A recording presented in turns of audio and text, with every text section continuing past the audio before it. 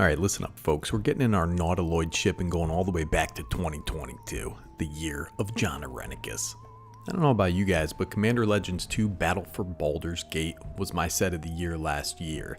I spec'd very heavily on Irenicus file duplication. I says to myself, hey, listen, this is a good card. Guess what? It was. Now it's a $4 uncommon and I feel totally justified in buying a bunch at release for like 50 cents. Anyways, a long time ago I did a Jon Irenicus budget deck tech, and you know what? I played a bunch of games with it and have upgraded it quite a bit and wanted to revisit this home wrecker of a commander. As you do more videos, you do more YouTube, you make more things, you get better at it, and I wanted to revisit this commander since I had so much fun with it. Now we're going to get into this guy's drip, his philosophy, his fashion, and everything else, but first, take a moment to saunter on over to the subscribe button. You're going to say howdy partner, fine doodly doo doo, and then you gently, lovingly grab that subscribe button and pop it on in, cowpoke. Or if you want, you can support the channel at the Buy Me a Coffee link in the description, like Vampiric Tyrant and somebody named Sam. Love how this guy's name is just Jon. Jon Irenicus, Shattered 1 is 2 blue and a black for a legendary creature, Elf Wizard. It's a 3/3. At the beginning of your end step, target opponent gains control of up to one target creature you control. Put 2 +1/+1 counters on it and tap it. It's goaded for the rest of the game and it gains, this creature can't be sacrificed. Whenever a creature you own but don't control attacks, you draw a card.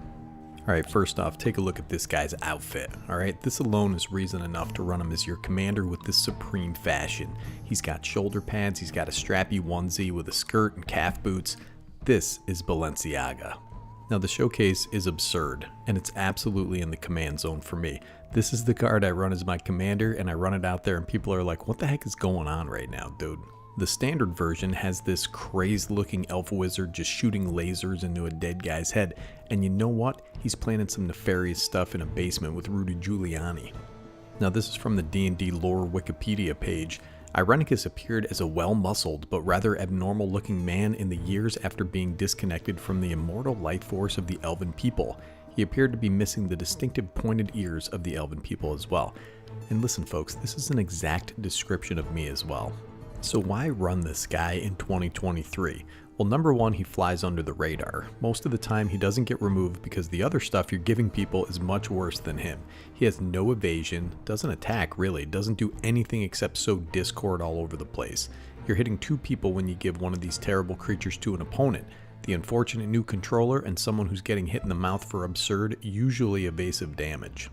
I mean, listen, Jon Irenicus, he was in exile just like Meghan Markle and was really good at doing nefarious stuff, cloning and necromancy and spell casting, also like Meghan Markle. That's basically the direction I built with this guy. You have abominations, you got Meghan Markles out there, you got thievery, you got utter disrespect for the other dudes and ladies in the pod, again taking inspiration from Meghan Markle. The basic thesis of this deck is to just give all these horrible creatures away and then bounce them back to hand as needed. Lots of interaction, lots of counter spells. Now blue, the color, is fantastic at bouncing creatures back to hand. I have 7 pieces of bounce in this deck, most at instant speed.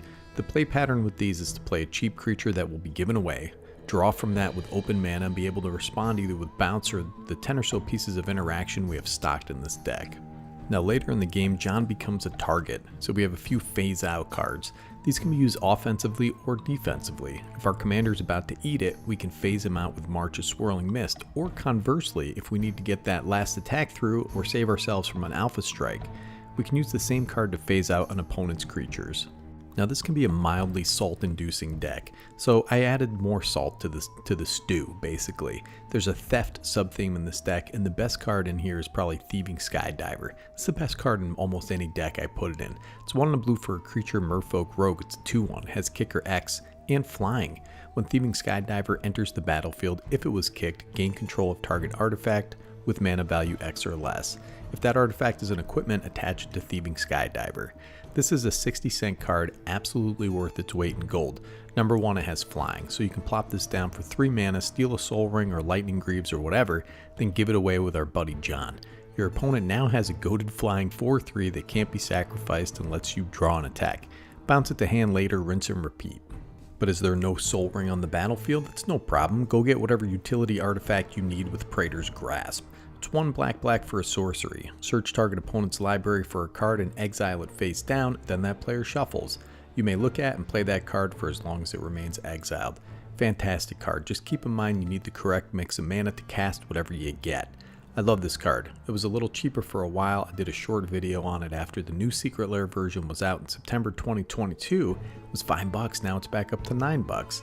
I got the old version in 2015 for 35 cents, but that was a different time, dude. Let me tell you something about time, dude. Then we got the old Hostage Taker. 2 blue and a black for a creature, human pirate, it's a 2/3. When this guy enters the battlefield, exile another target creature or artifact until this guy leaves the battlefield. You may cast that card for as long as it remains exiled, and you may spend mana as though, or mana of any type to cast that spell. Nobody likes this card. I like it. I like the hat. I like how you can exile a Soul Ring and cast it, bing bang boom, then throw this thing at your opponent with Jon's ability. Now, Sower of Temptation is great. I mean, who hasn't been tempted by some hot little fairy hanging in some leaves, dude? You cast it, you grab a sweet creature, and then give the Sower to somebody else if you want. It remains on the battlefield, it doesn't change zones. Or you can just give the tempted creature to another player for maximum mayhem. Now I stuck Gonti in here, dude. Gonti's got to be in here because he's probably hanging out with Jon Irenicus on some private island somewhere, cooking up some felonious doings. So this guy can target the player running a creature deck and hope to hit something nice. And even if you don't hit a creature, you can give him away for a goated 4/5 with Death Touch that's drawing you cards. And I stuck the old Nautiloid ship in here mainly because I pulled 4 or 5 of them out of booster packs when I was opening this set. Jon Irenicus likes boats, dude, because of the implication, you know what I'm saying? And it has a crew 3 cost, so you can just crew it with Jon.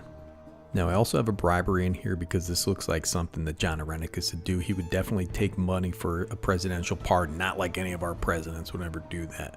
I always wanted a copy of this, and the Secret Lair version was a little under $10 last year, so I bought one of those too. Ideally, you want a creature with a wild ETB that's a good attacker. Get it out there, capitalize on the ETB, and then give it away for maximum salt-inducing value. Say you can get Runescarred Demon, you know? Come on, dude. So what are we packing to give away with this guy? Well, we want creatures with high stats that have some detriment that will make our opponents sweat. I'm not going over every single creature in the deck. We don't have all day here, dude. But I will link the deck list in the description so you can peruse them all at your leisure. In the 2-drop slot, we have the old Flesh Reaver. Say that with me, dude. Say it with flavor. It's a Flesh Reaver. So this guy is 1 and a black for a creature, a Phyrexian Horror. It's a 4/4. Whenever Flesh Reaver deals damage to a creature or opponent, Flesh Reaver deals that much damage to you. Though the Reaver is horrifyingly effective, its dorsal vents spit a highly corrosive cloud of filth, just like my friend Jane. Look at this. Looks like something Jon Irenicus cooked up in a lab with the distilled sadness of 1,000 Billie Eilishes. This counts any damage, combat damage, damage to a creature, so giving this away literally is a problem for 2 opponents. I love it. Then we have the Drinker of Sorrow, 2 and a black for a creature horror, it's a 5/3. This guy can't block, but that's okay, we don't want him blocking. Whenever Drinker of Sorrow deals combat damage, sacrifice a permanent. It strikes at your soul, heedless of your prayers, dude. Looks like my ex-girlfriend's mother without her wig. Similar effect, and this cannot be sacrificed, so if it's the last thing they own, tough luck, buddy. Can't beats can in Magic, can't be sacrificed, it just sits there. And we got the Master of the Feast, dude. I saw this guy at Walmart the other day. 1 black for an enchantment creature demon, it's a 5/5 with flying. At the beginning of your upkeep, each opponent draws a card. Listen, man, this is the guy from the movie 7 that really likes the spaghetti. So for 3 mana, I give my opponent a 7/7 with flying that lets me draw 2 cards, once on attack and once at their upkeep. Give me some of that squalaganza, dude. Phyrexian Negator's in there, 2 and a black for a creature, Phyrexian Horror, it's a 5/5 with trample. Whenever it's dealt damage, sacrifice that many permanents. Beautiful card on the reserve list, but only $5. This thing can really ruin someone's day if it gets blocked. So the best case scenario with this is an opponent takes 7 damage and I draw a card. Looks like an alien cross with a beluga whale. And a new inclusion from All Will Be One, you got the Archfiend of the Dross. 2 black for a creature, Phyrexian Demon, it's a 6/6 with flying. This guy enters the battlefield with 4 oil counters on it. At the beginning of your upkeep, you have to remove an oil counter from this guy. If it has no oil counters on it, you lose the game. Whenever a creature an opponent controls dies, its controller loses 2 life. This is what you look like when you do too much plastic surgery. You take too much steroids and then you stop taking the steroids, you're just a big bag of veins, dude. You end up looking like this guy. Well, the 4th ability probably won't cost us too much life because we usually only have 1 creature, Jon Irenicus. So this is 8 flying damage and a 4-turn clock for some sad person. This guy, the Desecration Elemental, 3 black for a creature elemental, it's an 8/8. Has fear. Whenever a player casts a spell, sacrifice a creature. This is the final form of the clown from It, down in the sewers, dude, and he's a real saucy creature. Remember, this can't be sacrificed, so whoever gets this will have nothing else by the time they get around to doing anything, and it's a goated 10/10. You got the Greater Harvester, 2 black for a creature horror, it's a 5/6. At the beginning of your upkeep, sacrifice a permanent. Whenever Greater Harvester deals combat damage to a player, that player sacrifices 2 permanents. Nasty creature just looking up at the sun, trying to get a good picture for his Tinder profile. Well, you know, I'm a whore. I have a decent job though. I have these sweet flesh hooks if anybody wants to go fishing. Steel Golem, 3 generic mana for an artifact creature golem, it's a 3/4. Nasty piece of work, you can't cast creature spells. This guy doesn't want any friends, he doesn't play well with others. His really cool cousin, Grid Monitor. These are efficient little beaters and ensure your opponents can't cast other creatures to take your life total to 0. These cards seem mean, and they are, but that's the whole point of this deck.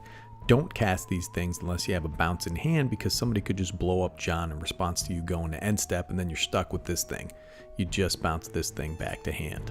Now, one quick note here, Heartless Summoning is great in this deck. It really doesn't matter that much if Jon Irenicus has -1/-1, and once we pass off these creatures, they're no longer under our control, so we get them out cheap and negate the drawback of Heartless Summoning. Anyways, folks, I just wanted to take you through my personal deck, but I also have the $70 budget deck still up there on my Mox field.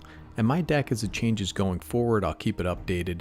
Even with some more expensive cards, the deck is still only like $165. Really sweet commander with a unique ability that makes bulk chaff terrible creatures into absolutely nutty table destroyers. It's a unique effect in a fun deck that isn't overpowered and can hang with higher powered decks because of so much interaction. So check out the deck list. Thanks for coming along on this ride. I'm up to 4,000 subscribers currently and steaming ahead into the night.